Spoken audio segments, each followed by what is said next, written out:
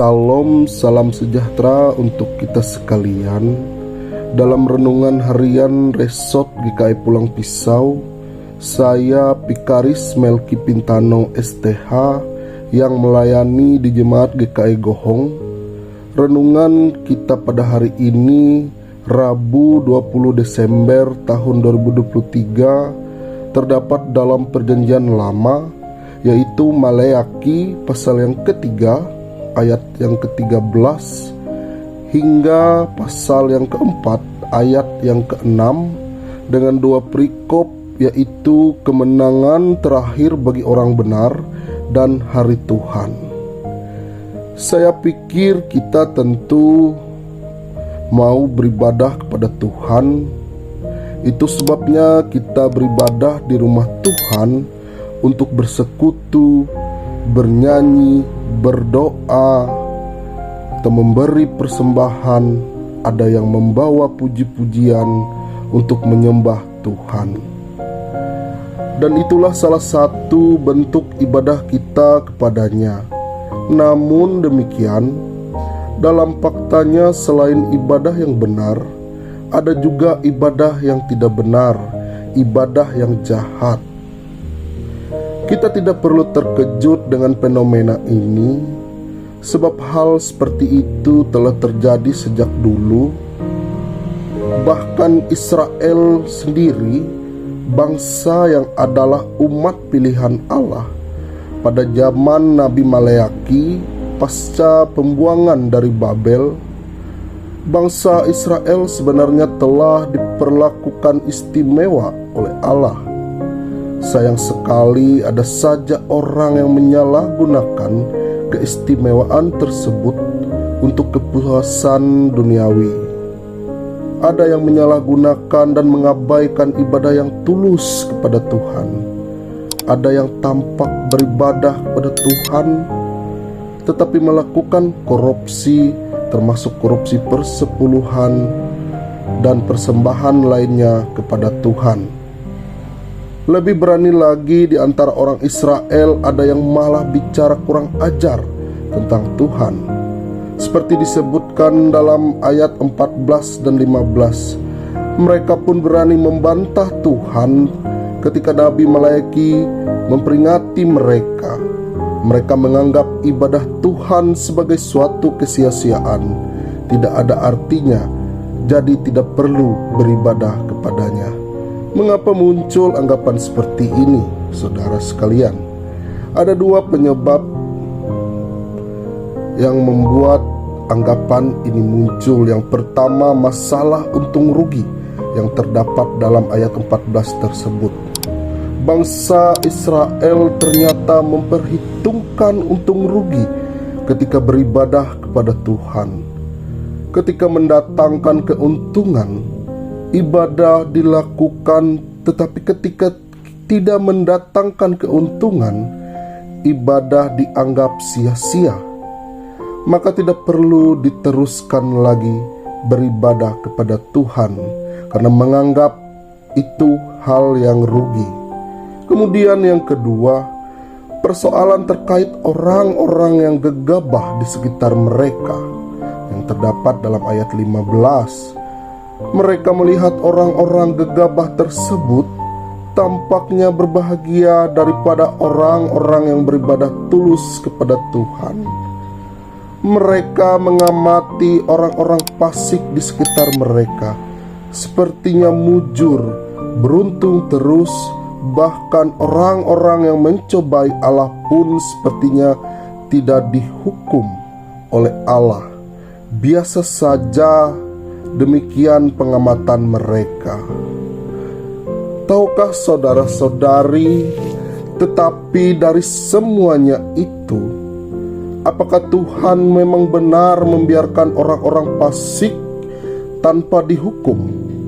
Apakah Tuhan membiarkan orang-orang yang takut akan Dia semakin direndahkan? Tentu saja tidak. Orang-orang yang berbicara kurang ajar tentang Tuhan ini lupa bahwa ada saatnya nanti akan ada memperlihatkan perbedaan orang-orang yang takut akan Tuhan dengan orang-orang fasik. Pada akhirnya, Allah akan menunjukkan kasih setia-Nya kepada mereka yang beribadah dengan tulus kepada Tuhan, yang dengan sepenuh hati telah melayani Allah seperti itu. Allah pun akan mendatangkan hukuman atas orang-orang fasik, seperti yang diberitakan oleh Nabi Maleaki pada pasal yang keempat berikutnya. Jadi iman kita, ibadah kita tidak boleh diombang-ambing oleh perhitungan untung rugi tadi, dan tidak boleh digoyahkan oleh orang-orang fasik yang ada di sekitar kita. Lalu kita haruslah takut akan Tuhan sepenuh hati. Beribadahlah kepadanya tanpa ragu. Persembahkanlah seluruhnya hidupmu sebagai persembahan yang hidup, yang kudus, dan yang berkenan kepada Allah. Amin untuk firman Tuhan. Mari kita menaikkan doa kita. Kita berdoa. Tuhan, puji syukur atas kehidupan yang kami jalani, pribadi lepas pribadi.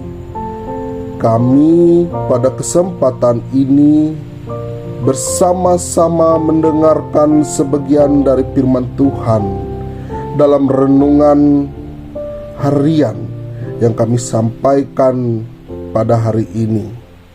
Kiranya melalui renungan ini Tuhan menjadi pokok untuk kami bisa menjadi orang yang percaya, yang selalu hidup dalam damai sejahtera Tuhan.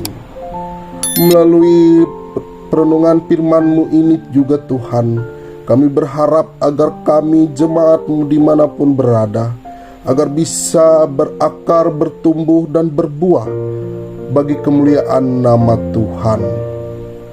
Pada kesempatan ini juga Tuhan, kami berdoa terkhusus untuk jemaat GKE Kasih Bereng.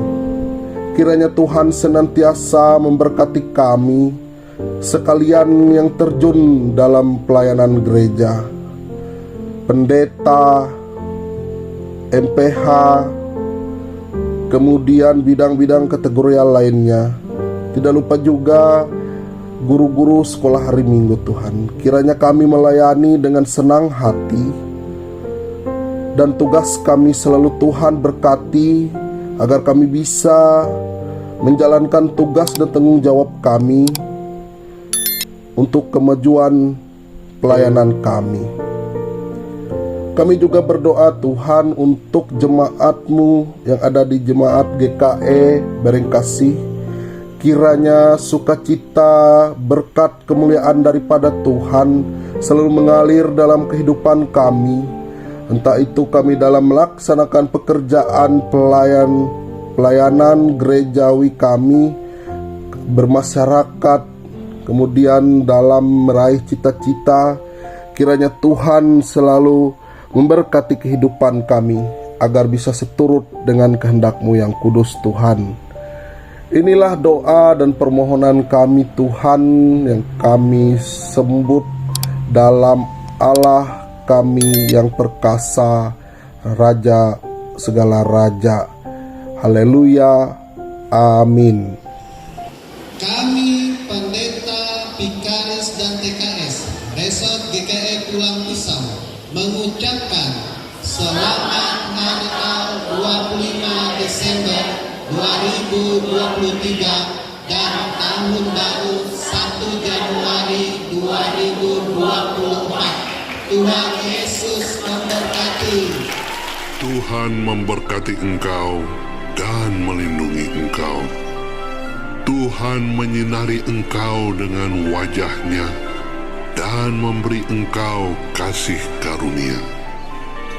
Tuhan menghadapkan wajah-Nya kepadamu dan memberi engkau damai sejahtera.